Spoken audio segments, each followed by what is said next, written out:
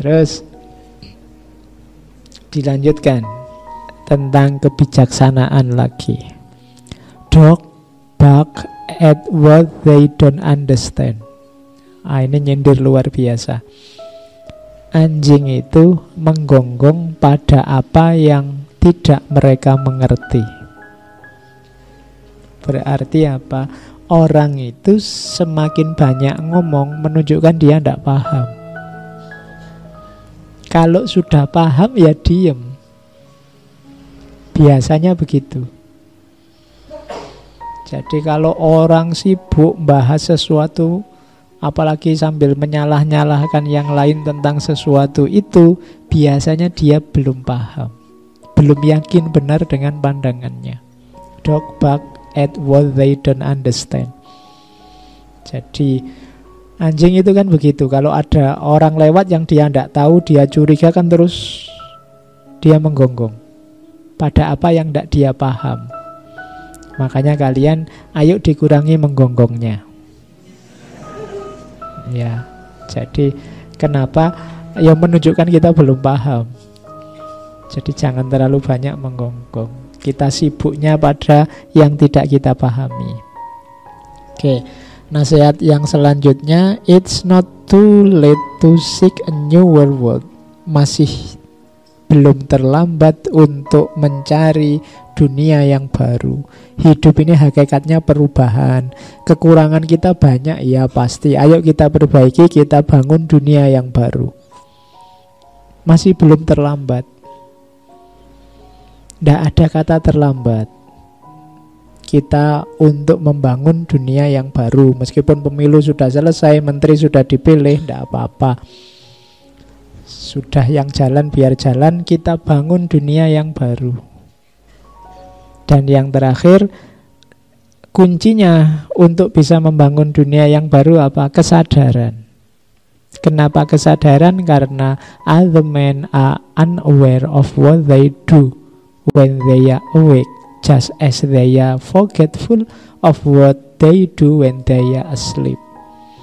Banyak orang tidak sadar apa yang mereka lakukan saat sadar, sebagaimana mereka lupa apa yang mereka lakukan saat tidur.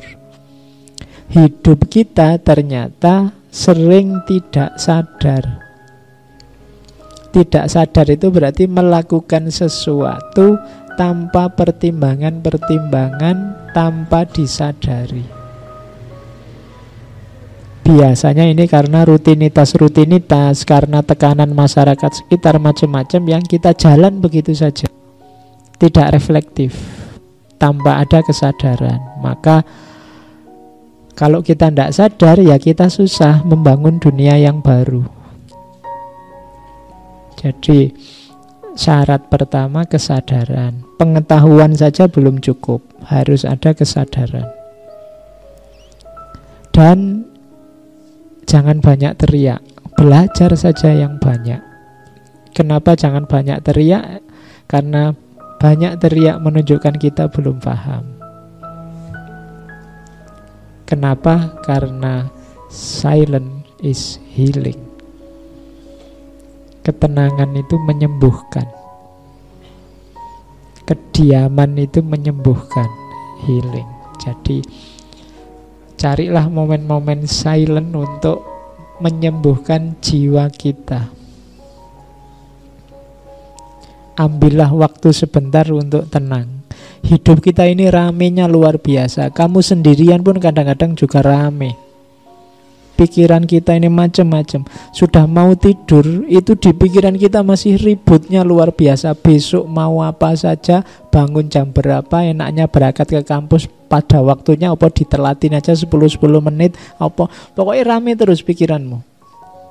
Yuk ambil momen untuk silent. Karena silent healing, menyembuhkan jiwamu, menyembuhkan fisikmu. Dalam sehari ambillah ketenangan barang 5-10 menit sudah lumayan. 1/4 jam kalau bisa, setengah jam syukur-syukur. Ada yang ngambil model meditasi, ada yang ngambil model sholat, ada yang monggo lah, ambil momen untuk silent biar healing. Nah, ini sarannya Heraklitus. biar 24 jam hidup kita isinya tidak ribut terus, rame terus. Ada momen-momen, kalau bahasa agama, tafakur, muhasabah, hening. Di banyak budaya, di banyak peradaban, keheningan ini disarankan dengan berbagai bentuk aktivitas. Aktivitas hening. Oke. Oh, ini tadi sama. Much learning does not teach understanding. Kalau ini tadi melanjutkan pengetahuan tadi ya. Banyak belajar tidak berarti membuat orang paham. Banyak yang kayak tadi hanya mengoleksi pengetahuan saja. Jadi urutannya memang belajar, dari belajar terus jadi tahu pengetahuan, dari tahu terus jadi paham. Kalau paham berarti sudah mendalam, setelah itu sadar. Sadar ini prasyarat awal untuk melahirkan tindakan. Baru setelah tindakan kita tinggal menunggu hasil dan manfaatnya. Jadi belajar, tahu, paham, sadar, dan dijalankan. Urutannya itu. Kalau tidak begitu nanti katanya Al-Quran kaburo maktan.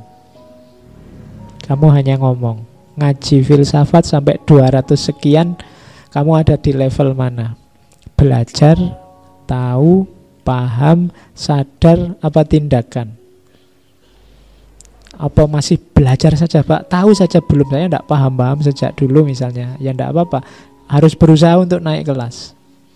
Kalau sudah tahu nanti naik kelas, didalami, paham. Kalau sudah paham, disadari sehingga bisa dirumuskan implementasinya dalam tindakan. Maka ilmumu akan berkorelasi dengan naiknya kualitas hidupmu. Kalau tidak, pengetahuanmu hanya jadi koleksi, hanya jadi museum, jadi perpustakaan, tidak ngefek ke peningkatan kualitas hidup.